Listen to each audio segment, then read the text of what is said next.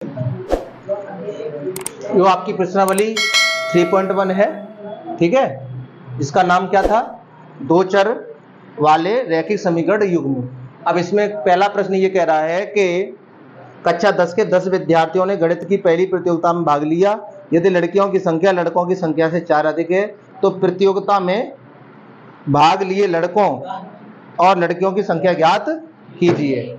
अब इसमें हमने क्या किया है कि माना कक्षा 10 के 10 लड़कियों की जो कक्षा 10 में जो लड़कियों की संख्या है वो कितनी मान ली? x, और कक्षा 10 में जो लड़कों की संख्या वो y मान ली। तो यहाँ पे प्रथम शर्त में कंडीशन में क्या कह रहा था? कुल कितने हैं? कक्षा 10 के 10 विद्यार्थी हैं, इसलिए x प्लस y बराबर के 10, ये पहला समीकरण आपका बन गया। फिर द्वितीय शर्त में क्या कह रहा है कि लड़कियों की संख्या लड़कों से कितनी? 4 अधिक है। तो हमने क्या माना? लड़कियों की संख्या कितनी मानी? x है।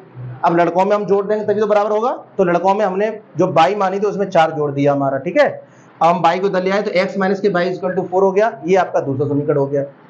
फिर हमने क्या किया? समीकरण 1 तथा 2 को ग्राफिक विधि से हल करने के लिए हमें क्या करना पड़ेगा? इनके बिंदु निकालने पड़ेंगे, ठीक है। तो हमने समीकरण 1 लिया, x प्लस के y बराबर के 10, x बराबर के 10 माइनस y।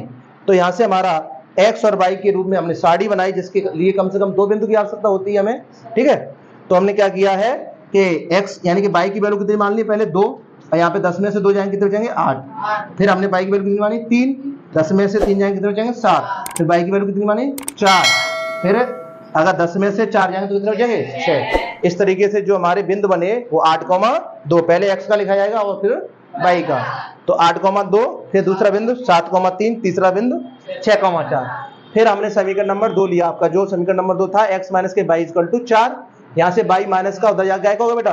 प्लस का, तो x बराबर के 4 प्लस y, और इसको समीकरण नंबर नया दे दिए 4। यहाँ से आपकी जो हमने टेबल बना दी x एंड y, इसके लिए कम से कम 2 आवश्यकता होती है वैल्यू की, अधिकतम आपके ऊपर डिपेंड है, 4, 5, 6 जितने निकालो, ठीक है। तो हमने कितने? 3 निकाल लिए आपके। पहला हमने y बराबर कितना रखा? 2, तो 4 और 2 6 हो गया। y की वैल्यू फिर हमने रखी 3, 3 और 4 7 हो गया x की वैल्यू, और फिर y की वैल्यू 1 रखी तो 1 और 4 5 हो गया, तो x की वैल्यू हो गई 5। और इस तरीके से जो बिंदु मिले हमारे वो 6,2, 7,3, 5,1। अब हमने क्या बनाया? ग्राफ बनाया। क्या बनाया? अब मुझे मालूम है भाई x और y दोनों के ही धनात्मक है सभी वैल्यू, ठीक है, और अधिकतम सबसे बड़ी वैल्यू है 8 और न्यूनतम आपकी वैल्यू कितनी है? 2 है या 1 है, उससे कोई दिक्कत नहीं है। अब हमने ये आपका एक क्या बनाया? चतुर्थांश, यानी कि x अक्ष और y अक्ष। तो ये आपका जो क्षैतिज होती है उसे x अक्ष बोलते हैं, जो ऊर्ध्वाधर होती है उसे y अक्ष बोलते हैं। यहाँ पे आपने क्या किया है कि यानी 1, 2, 3, 4, 5, 6, 7, 8 बिंदु तक हमने इसे बांट लिया। ऐसे ही y अक्ष को 8 बिंदु के बराबर काटे खंड। पहला बिंदु कितना है हमारा? 8,3, 8,2, 8,2 ये पहला बिंदु हो गया। दूसरा बिंदु कितना है? 7,3, ये दूसरा बिंदु हो गया। फिर तीसरा बिंदु कितना है हमारा?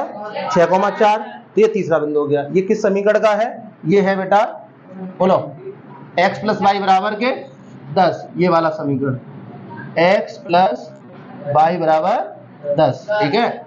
और ये वाला जो आपका रैखिक गया है समीकरण, ये किसका है? x माइनस के y बराबर के 4 का है, x माइनस y बराबर 4, ठीक है। इस तरीके से हमारा जो पहला बिंदु था वो 6,2 ये गया, दूसरा बिंदु 7,3 यहीं पे आएगा, और तीसरा बिंदु 5,1, यानी x पे चलना है 5, y पे चलना है 1। तो इस तरीके से आपका ग्राफ बन गया। ग्राफ ने एक दूसरे को, यानी जो भी आपके समीकरण थे वो कहाँ काटा? 7,3 पर। तो पहला जो x का वैल्यू होता है वो x क्या माना आपने? लड़कियों की संख्या। तो आता है कक्षा 10 की लड़कियों की संख्या, लड़कियों की संख्या बराबर कितनी है बेटा? बताइए, 7, तथा कक्षा 10 के लड़कों की संख्या, लड़कों की संख्या कितनी आएगी? 3 आएगी। यही आपके आंसर हो जाएंगे, ठीक है। इस तरीके से